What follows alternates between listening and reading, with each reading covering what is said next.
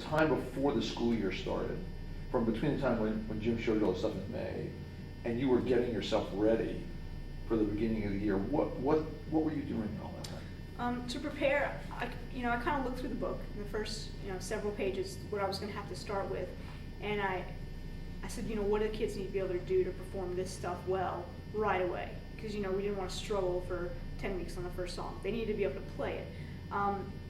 So I kind of started documenting some of the things that they needed to be able to do and understand. They needed, quarter rest and eighth rest and half rest and fermatas and repeat signs and da capo al fine and 6/8, 3/4, 2/4, 4/4, all at the very beginning. So I realized that my preparatory time with the kids was going to be a very extended period of time. It wasn't going to be passing out the books on day one and jumping in, feet first. It was going to be taking some time with them, making sure they understood all these concepts, so that once the concepts were in place, we could put them together and start making music right away. That also comes, with the beauty of sound and some of the pitches they were expected to play from day one. You're not going to get a clarinet player after they assemble the instrument to play a low G in the shallow mo and make it sound good. So that was going to mean a lot of time without books, without even music stands, just me with my clarinet and a bunch of clarinet players sitting in front of me and trying to work down to that low G, making sure all the fingers were covered, making sure all the embouchure characteristics were in place before we even had a book. Yeah. So for me over the summer, what I was doing is kind of documenting what needed to be done in those first few weeks and seeing how efficiently I could do that. Because I couldn't waste time. I couldn't take till December, before I passed out those books. We had to get it done, as efficiently as possible.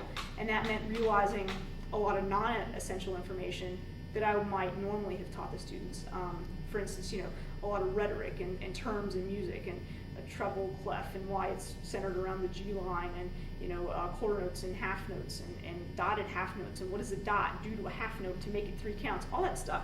That's really non-essential. The students need some information, but they don't need that much information. They don't need the rhetoric. They don't need the little quizzes passed out to them on, time and duple subdivisions of the beat and, how many halves of the beat each thing gets and then you add them up to make a math problem. So to become that efficient, I had to extract the stuff that was non-essential and just leave the core amount of material that I had to teach the students in the first weeks of instruction, so we could get to those books and still have them moving and having a rewarding experience and getting to what they wanted to get to. Yeah. The students didn't sign up for band to not play their instruments. They needed to get there, and I needed to get them there, with a sense of purpose and a sense of urgency, but still get them ready to play those first songs in the book. Yeah. So while you were doing that planning, were there, other than sort of trying to organize your thinking about that in terms of what you're going to spend time on, while there are no music stands and there is no music and you're just working on instruments, did you sort of write out for yourself what stuff you were going to have them play up to that time, or did you just keep that in your head and say we're going to work on small pieces for a while? And how did you organize all that before the year started? As a woodwind player, as a clarinet player, I had a pretty good idea about what I would expect the clarinets and saxophones particularly to do with their mouthpieces. There wasn't a lot of bending of pitches and songs and stuff that they could play like a brass player. So I did some research for myself on brass mouthpiece buzzing and kind of collecting a few melodies that maybe only had a couple pitches in them, but without repetition of notes, that the kids could maybe buzz with me, folk songs.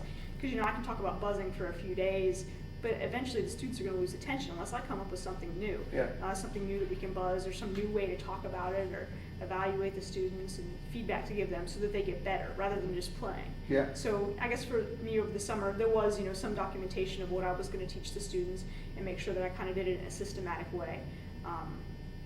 Although otherwise for me it was just making sure that I had the big picture in mind, where I wanted to go, where I wanted to start, and make sure I had enough stuff in between where I could help the students. Yeah. So do you think now, having done this for a year, that what your preparation is now for this year, is that going to be different than the way you set it up last year, now that you've been through a whole year with this?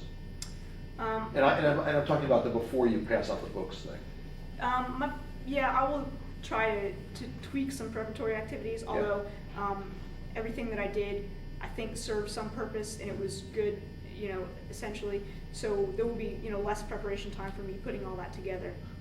However, there were things that I thought were essential, which really, in retrospect, weren't essential, that I can spend less time on, and I can spend more time on other things. And Can you then- tell me some examples of those? Sure, like, you know, it's important for students to understand whatever clef they're in, the names of the pitches in that clef.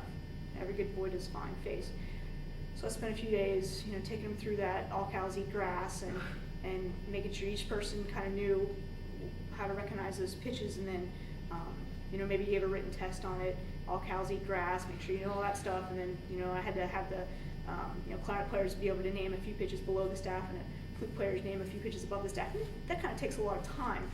But then, you know, when they play out of their book, they really only need to know 2 pitches, F and G, you know, concert F and concert G. So all that time I spent teaching every good boy does fine, you know, that's not really going to be retained by the students. So I don't need to spend that time on this year. I need to spend the time on the concept, perhaps. This is how we're going to name pitches eventually, and these are the 2 that matter to you most right now. Yeah. But it's more really the concept I need to teach rather than the specifics. Yeah,